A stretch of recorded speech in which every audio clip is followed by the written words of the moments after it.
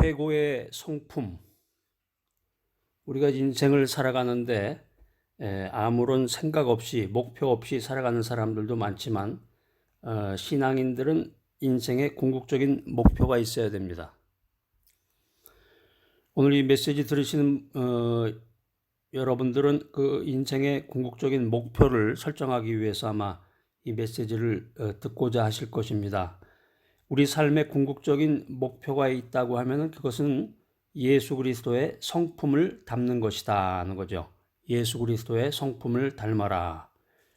과연 인생을 살아가는데 최고의 성품이 무엇인가? 그것을 이제 오늘 여러분과 함께 살펴보고자 하는데, 예수님께서는 이 땅에 오셔서, 낮고 천한 이 땅에 오셔서 사람들을 돌보시고 섬겼습니다. 죄와 질병에 눌린 자들을 돌보고 섬기셨을 뿐만 아니라 인류 구원이라고 하는 그 분명한 목표를 가지고 하나님의 뜻에 죽기까지 순종하셨다. 그래서 순종과 겸손과 온유의 삶을 살았다 하는 거죠.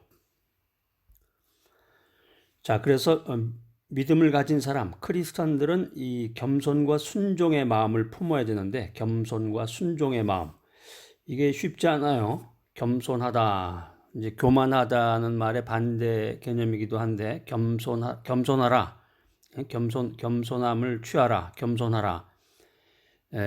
우리는 인간이라는 것은 이제 교만하기 짝이 없죠. 대부분 이제 교만한 사람들이 많고, 자기는 겸손하다고 그래요. 말로는 겸손하다고 하는데, 결과적으로는 그 교만의 옷을 입고 있는 사람들이 많습니다. 그래서 이 겸손, 또 순종도 마찬가지죠. 그 사람 이름도 순종이라는 이름이 많더라고요. 순종을 잘 하시는 분인지. 하여튼 이 순종도 쉽지 않죠. 주의 말씀에 순종한다. 그래서 이 겸손과 순종의 마음을 품기 위해서는 참을성이 있어야 돼. 좀 인내, 또 연단의 과정을 거치고 또 인내가 필요하다. 겸손과 순종의 마음을 품기 위해서는 많은 연단과 인내가 필요하다. 그렇기 때문에 우리가 이제 이것을 머릿속으로만 생각할 게 아니라 성경상에 나오는 인물들, 그러니까 성경이 중심이죠. 항상 성경에서 우리가 배워야 되니까 성경에 기록되어 있는 그 성경상의 인물들을 통해서 과연 어떻게 우리가 예수 그리스도의 겸손과 순종의 마음을 배울 수가 있는가 하는 것을 세 가지로 여러분과 함께 나눠보고자 합니다.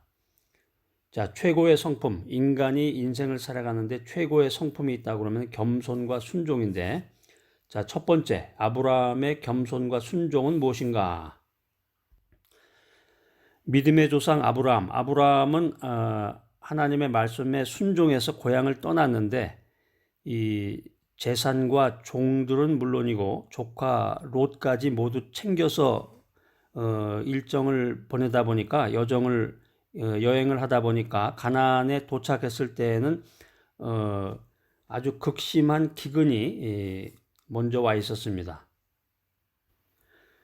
그 가나안을 가리켜서 우리가 흔히 젖과 꿀이 흐르는 땅이다 이렇게 표현을 하는데, 젖과 꿀이 흐르는 그 가나안에 도착해서 뭔가 좋은 일이 있고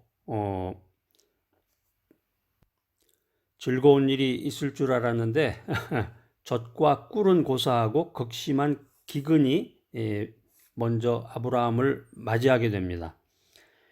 그런데 아브라함은 자신의 잘못을 회개하는 대신에 인간적인 생각을 가지고 애굽으로 내려가 버려요.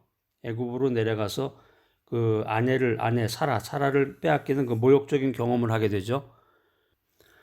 또 더 나아가서 하나님께서 자녀의 약속을 주신 후에 10년이 넘도록 자식이 없자 또 인간적인 수단을 통해서 여종 하갈을 취해서 이스마엘을 낳게 됩니다.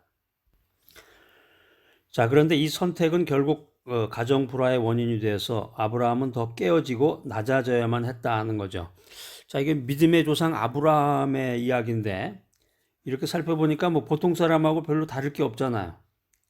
하나님께서 젖과 꿀이 흐르는 땅으로 가라. 그래서 가나안에 도착해서 보니까 극심한 기근이 있었다. 그러니까 믿음 가운데서 회개하면서 주님의 인도하심을 바라야 되는데, 아브라함은 회개는커녕 인간적인 생각을 가지고 애굽으로 내려가 버렸다는 거죠. 그래서 거기서 모욕적인 일을 경험했고, 또 하나님께서 자식을 준다고 자녀의 약속을 하셨는데 그 약속을 끝까지 믿지 못하고 인내하지 못하고 그 하갈을 통해서 그냥 하나님이 원치 않는 그런 자녀를 낳게 됐다. 자, 그런데 성경에 나오는 그 아브라함의 겸손과 순종은 여기서 끝나지 않습니다. 여기서 끝나버렸다 그러면 아마 믿음의 조상이 안 됐을지도 모르겠어요. 근데 이제 하나님께서 아브라함이 100세가 됐을 때 약속의 아들을 주게 됐는데 약속의 아들 이삭을 주셨는데 하나님께서 아브라함에게 또 제안을 하십니다. 그 이삭을 제물로 바쳐라. 너희 하나밖에 없는 그 독자 그 이삭 아들을 제물로 바쳐라. 이렇게 명령하셨는데 그때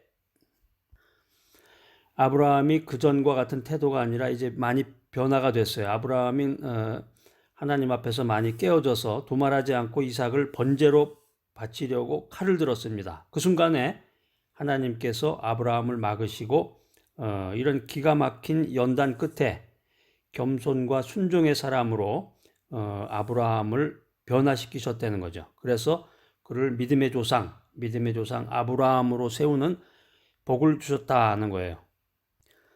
자, 간단하게 아주 간략하게 그 아브라함의 그 여정, 인생 여정을 요약 정리해서 여러분과 함께 나눠봤는데 굉장히 쉽죠. 그러니까는 한마디로 얘기하면 아브라함도 성경에 보면 그래요. 우리와 같은 감정이라든가 생각 똑같은데 그것으로 끝나지 않고 결국에 가서는 예수 그리스도의 겸손과 순종을 담는 사람으로 변화가 돼서 믿음의 조상 아브라함이 됐다는 거죠. 그러니까 여러분들도 나 같은 사람이 무엇을 할까? 어떻게 내가 주님의 뜻을 이룰 수 있을까? 어떻게 주님께 큰 영광을 돌릴 수 있을까? 그냥 남이 말하는 대로 그냥 시키는 대로나 해야 되겠다. 이렇게 하지 마시고 여러분이 그 믿음 안에서 온전히 주님만을 생각하고 주님의 뜻을 깨닫게 되면은 아브라함과 같은 그런 복을 누리는 사람이 될 수가 있는 것입니다. 자, 인간 최고의 성품, 우리가 어떻게 배울 수 있는지 두 번째는 성경성에 나오는 그 이삭입니다. 이삭의 겸손과 순종에 대해서. 이삭의 아버지는 누구예요? 예, 아브라함이죠. 아브라함. 조금 전에 그 아브라함에 대한 이야기를 하면서 그 이삭이 나왔는데 이미 이삭은 이 평탄한 인생 노정을 산 사람이라고 성경에는 기록되고 있습니다. 어렸을 때부터 이 부모를 통해서 아브라함과 사라를 통해서 하나님을 경외하고 하나님을 경배하는 그런 훈련을 받은 이삭이에요. 그래서 연로한 아버지 아브라함이 자기를 번제로 드리려고 칼을 들었는데 이거는 말만 좀 거룩한 것 같지 죽이려고 그랬던 거라면 칼을 들고서 죽이려고 자기를 그랬는데도 반항하지 않았다는 거죠. 이거 참 대단한 일이에요. 응? 사람이 칼을 들고 온다. 근데 특히 이제 아버지가 자기를 사랑했던 아버지가 칼을 가지고 자기를 죽이려고 했을 때 아마 싸움판이 벌어지고 아브라함이 칼에 맞아서 죽었을지도 모를 텐데 이삭은 신뢰와 순종을 가지고 겸손한 태도를 취했다는 거죠. 이것 때문에 하나님께서는 이삭이 나이가 들어서 와이프를 맞이할 때 리브가를 만나게 해줬다는 거죠. 이것도 참 이삭이 리브가를 통해서 아들을 낳게 됨으로써 이스라엘이라고 하는 그런 민족이 사실은 형성이 된 거나 마찬가지인데 하나님께서는 이삭이 장성해서 아내를 맞이할 때 리브가를 만나게 하셨다. 그래서 이삭이 하는 일이면 뭐든지 복을 주신 거예요. 이삭이 농사를 지으면 100배의 소출을 주고 우물을 파면 파는 우물마다 물이 솟아나게 하셨다는 거죠. 그 이삭의 겸손과 순종을 우리가 배워야 되는데 자, 이건 참 보통 일이 아니에요. 근데 이제 그 핵심 소스가 근원이 어디서 시작이 됐는가? 그거는 이제 그 부모님으로부터 받은 그 믿음, 부모님 어렸을 때부터 자기가 부모님을 통해서 하나님을 알고 하나님께 예배드렸다는 거기에서 그 원인을 찾아볼 수 있을 것 같은데요. 자, 이 메시지를 들으시는 분들 가운데서 이제 부모님의 신앙을 물려받은 분들도 아마 계실 텐데 부모님의 그 귀한 신앙, 어머님의 그 기도 소리, 또 아버님의 그 복음 전파, 했던 그런 모습들 이런 것을 기억하면서 여러분들 주님의 뜻을 깨닫고 하나님께 큰 영광을 돌리는 겸손과 순종의 사람들이 되시기를 바랍니다.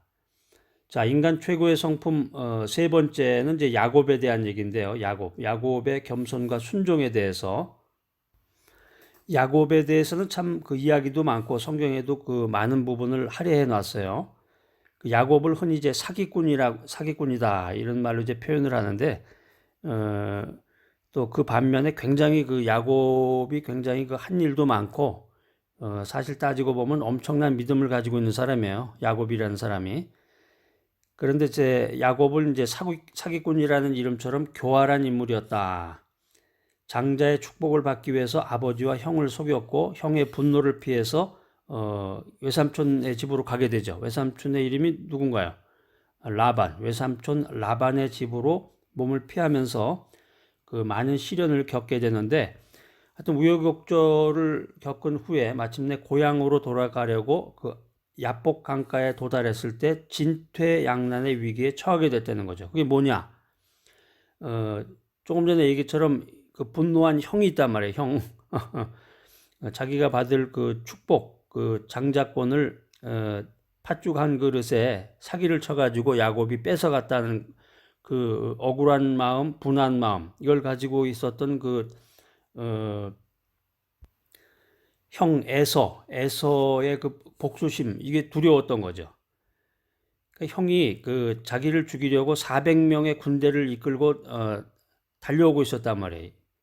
그러니까 그거를 이제 자기를 죽인다고 생각을 했던 거죠. 자, 그래서 야곱이 생각을 해서 잔꾀를 부립니다. 그 짐승떼와 가족을 먼저 건너보낸 후에 야복 강가에서 그래서 강 이편에서는 또 밤새도록 그 야곱이 하나님의 천사와 씨름을 하게 됩니다. 이게 사실은 이제 그 사기꾼이라고 하는 그 교활한 인물이었던 야곱이 하나님 앞에서 이제 깨어지는 순간인데요. 만약에 이런 순간이 없었다, 이런 처절한 기도, 또 처절한 간구, 하나님께 매달리는 그런 과정이 없었다라고 하면은 아마 오늘날의 그 믿음의 조상 야곱이 형성되지 않았을지도 모릅니다. 그래서 여러분들도 이 메시지를 들으시는 여러분들도 인생 여정 가운데서 가정이 파탄 났다든가 아니면은 그 암 선고를 받아서 건강상의 그런 선고를 받았다든가 여러 가지 그런 어려움을 겪고서 오늘날까지 오신 분들이 많을 거예요. 그런 가운데서 정말 주님을 만나고 주님의 뜻을 깨닫지 않았다고 하면은 오늘날에 내가 존재하지 않았다는 거죠. 자, 그래서 야곱이 이제 하나님의 천사와 씨름을 하게 되는데 새벽까지 하나님의 복을 달라고 천사에게 간절히 매달리게 됩니다. 그래서 성경에 보면 이제 야곱은 그 허벅지 관절에 있는 그 둔부의 힘줄이 상해서 그 인간적인 수단과 방법을 모두 버리게 된다. 이렇게 성경에 기록하고 있는데 야곱이 이렇게까지 깨어지게 된 거예요. 그러자 하나님께서는 야곱에게 새 이름을 주게 되는데 new name, 새로운 이름을 주게 돼. 그게 뭐예요? 이스라엘이라고 하는 이스라엘. 그러니까 이스라엘이라는 그 말이 여기서 비롯된 거예요. 야곱이 야복 강가에서 천사와 씨름을 하면서 간절하게 주님의 뜻을 구하자 하나님께서 야곱의 그 간절한 마음을 보시고 그 야곱의 겸손과 순종을 보시고 새로운 이름을 허락했다. 그게 이스라엘이라고 하는 그 복의 이름을 주님께서 허락하셨다는 거예요. 자, 그래서 아브라함, 이삭, 야곱 이런 믿음의 조상들이 하나님 앞에서 완전히 깨어진 후에 비로소 겸손과 순종의 사람이 됐다. 온유한 마음을 품게 됐다. 이런 사실을 우리가 알게 됐는데 이 메시지를 들으시는 여러분들도 하나님 앞에서 깨어지고 낮아지고 순복하는 마음을 가져야 됩니다. 겸손과 순종의 마음을 가져야 된다. 그래서 하나님의 참된 은혜와 축복을 받아 누리는 여러분 모두가 되시기를 간절히 소망합니다.